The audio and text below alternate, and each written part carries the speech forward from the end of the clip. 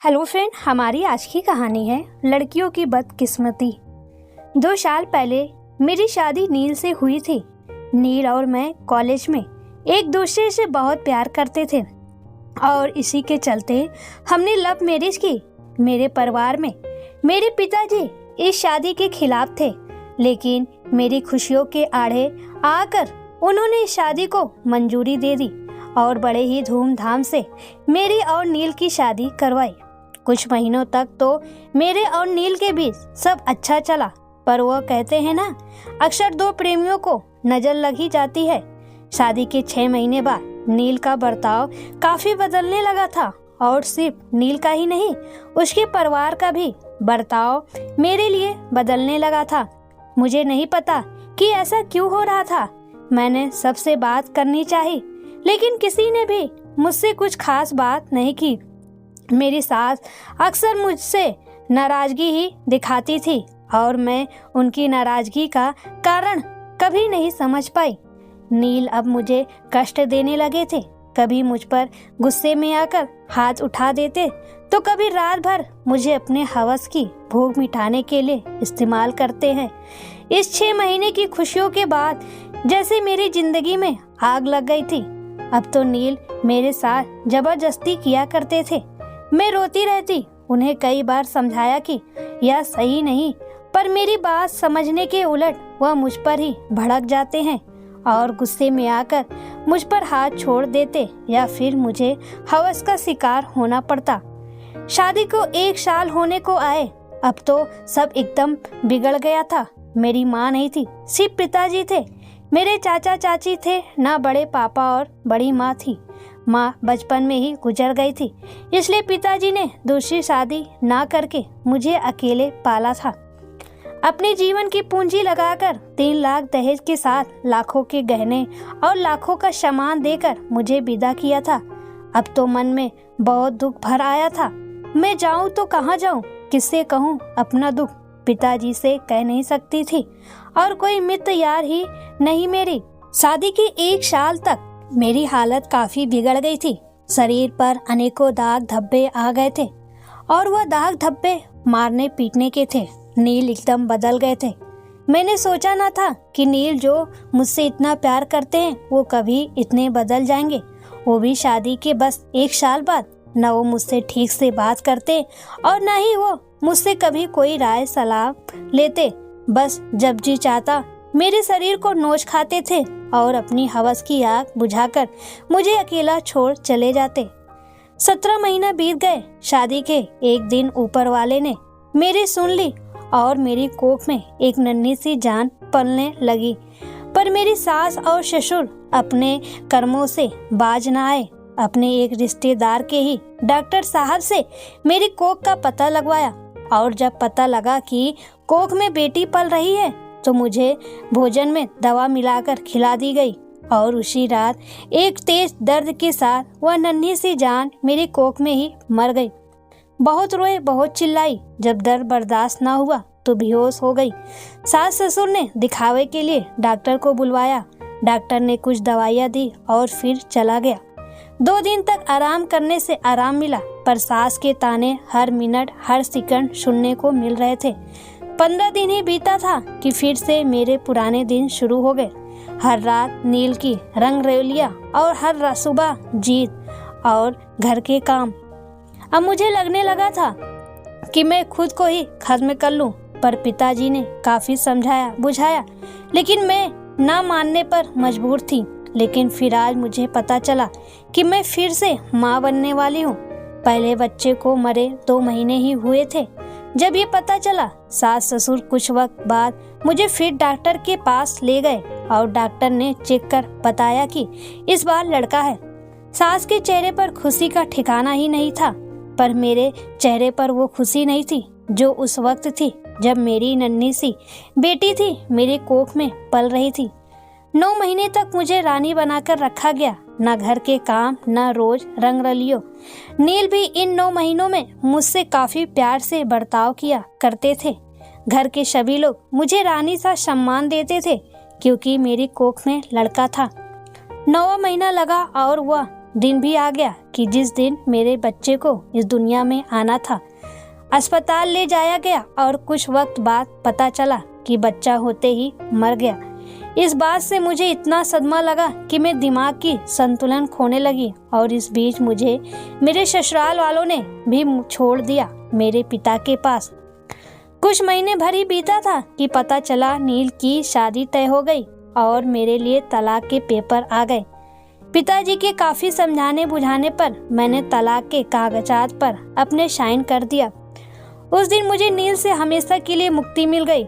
पर कहते हैं कि पहली शादी के बाद तलाक और उस तलाक पर एक कलंक लग जाता है, बदचलन का। बदचलन नाम ने मेरी जिंदगी में आग लगा दी और अब मेरे साथ मेरे पिता की भी बदनामी होने लगी। और ऐसे ही एक दुख की घड़ी फिर आई और उस सुबह मुझे पता चला कि पिताजी अब इस दुनिया में नहीं रहे। उस दिन मैं इतना रोई कि शायद उतना मैं कभी नहीं रोई। पिताजी मेरी दुनिया थे। उनके जाने के बाद अब मेरा कोई भी नहीं रहा गया इस दुनिया में। रिश्तेदार तो फिर भी रिश्तेदार होते हैं। अपना वो शहर सब कुछ छोड़ आई मैं दूसरे शहर, अपने बीते कल को भुलाने के लिए, अपने जीवन में सफल बनने का सोचा। पिताजी की मौत को 2 साल भर हुआ कि मेरी जिंदगी में फिर से एक इंसान ने अपने कदम रखे। मुझे एक बार फिर प्यार हुआ, लेकिन अपने उम्र से 6 साल बड़े आदमी से। अनिकेत ने मेरी जिंदगी में अपने कदम पसारे। अनिकेत 32 साल के थे, लेकिन वह काफ़ी समझदार के साथ साथ एक बहुत ही अच्छी इंसान भी थे। अनिकेत की यह पहली शादी थी। अनिकेत और मैंने शादी की। उन्हें भी मैंने अपने बीते हुए कल की हर एक बात बताई। अनिकेत ने मुझे समझा और मुझे अपना लिया। हम दोनों एक दूसरे से बहुत प्यार करते थे। मैं भी अब अपने बीते हुए कल को भूल चुकी थी, कुछ अच्छे यादों को छोड़। अनिकेत और मैं अपनी नई जिंदगी की शुरुआत कर चुके थे। शादी के साल भर बाद मेरी जिंदगी में फिर से खुशियां का मेला लगा और इस बार मैं फिर से माँ बनी। मेरे माँ बनने की बात सुन अनिकेत बहुत खुश हुए। उनकी खुशी का ठिकाना नहीं था। यह हम दोनों के प्यार का पहला बच्चा था। 9 महीने तक अपने कोख में पालने के बाद आखिर मैंने एक प्यारे से बेटे अमन को जन्म दिया। अब हमारे परिवार में मैं, अनिकेत और मेरा प्यारा सा बेटा अमन थे। हम काफ़ी खुश थे एक दूसरे के साथ। अनिकेत के बढ़ते बिजनेस को मैंने भी संभाला था और हम अब मिलकर अपना काम संभालते थे।